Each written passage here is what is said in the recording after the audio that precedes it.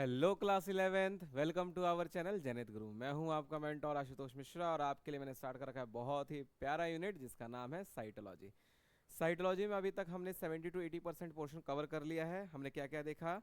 पहले cell membrane देखा, फिर उसके बाद सेल वॉल देखा, सेल वॉल के बाद एंडो मेम्ब्रेन सिस्टम देखा जिसमें एंडोप्लाज्मिक रेटिकुलम इंक्लूड था, गोल्गी अपरेटस इंक्लूड था उसमें, लाइसोसोम। फिर उसके बाद हमने दूसरे सेल ऑर्गेनल में फर्दर मूव किए जैसे कि माइटोकॉन्ड्रिया, क्लोरोप्लास्ट। क्लोरोप्लास्ट के बाद हमने किया राइबोसोम। ठीक है, लास्ट लेक्चर में हमने राइबोसोम को कवर किया है। आज का जो लेक्चर है इसमें हम देखेंगे साइटोस्केलेटन के बारे में। तो चलिए स्टार्ट करते हैं। देखिए, साइटोस्केलेटन। ठीक है, साइटोस्केलेटन दो वर्ड है यहाँ पे, एक वर्ड है साइटो और एक है स्केलेटन। साइटो का मीन सेल और स्केलेटन का मतलब फ्रेमवर्क। जैसे हम लोग का जो बॉडी है उसका स्केलेटन, जैसे कि हम लोग का जो ढांचा है, स्केलेटन को हिंदी में ढांचा बोलते हैं। तो हमारे बॉडी का जो स्केलेटन है वो किससे बना है? बोन से। उसी प्रकार से जो सेल का जो स्केलेटन है वो किससे बना होगा? प्रोटीन से।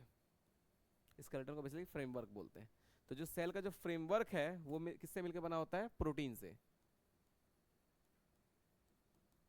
ठीक है, समझ आ गया? ये किससे मिलकर बना होता है? प्रोटीन से। अब ये जो प्रोटीन है ये तीन तरह के होते हैं। कौन कौन से? देखिए, एक को बोलते हैं हम लोग माइक्रोट्यूब्यूल्स। अगर ये प्रोटीन ट्यूब के फॉर्म में होंगे तो उसको हम क्या बोलेंगे? माइक्रोट्यूब्यूल्स। एक होते हैं माइक्रोफिलामेंट और एक होते हैं इंटरमीडिएट फिलामेंट। ठीक है, क्या लिखा है इसमें? An elaborate network of filamentous protein, very important. Network of filamentous protein. अगर कोई पूछता है आपको कि सेल का जो स्केलेटन है वो किससे मिलकर बना हुआ है, आंसर क्या होगा? That is a network of elaborate network of filamentous protein. Filamentous का मतलब धागे जैसा। ठीक है, filamentous protein structure consisting of microtubules. क्या क्या होता है इसके अंदर? माइक्रोट्यूब्यूल्स होता है, माइक्रोफिलामेंट्स होते हैं और इंटरमीडिएट फिलामेंट्स होते हैं। ठीक है, माइक्रोट्यूब्यूल्स, माइक्रोफिलामेंट और इंटरमीडिएट फिलामेंट। ठीक है, present in the cytoplasm is collectively referred as a cytoskeleton. Very important. कहाँ प्रेजेंट होते हैं? साइटोप्लाज्म में, और इकट्ठे इनको क्या बोलते हैं हम लोग? Cytoskeleton. The cytoskeleton in a cell are involved in many functions such as mechanical support, motility and maintenance of shape of cell। जो सेल का जो शेप है प्लस मोटिलिटी और सपोर्ट, ये इसका मेन फंक्शन होता है। अब इसमें से मान लीजिए, इसमें से जो है ये माइक्रोट्यूब्यूल्स जो है, जो आपका माइक्रोट्यूब्यूल्स जो है,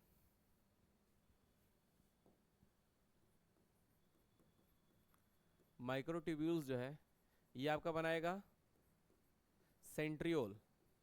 ठीक है, और सेंट्रियोल किस में हेल्प करता है? सेल डिवीजन में।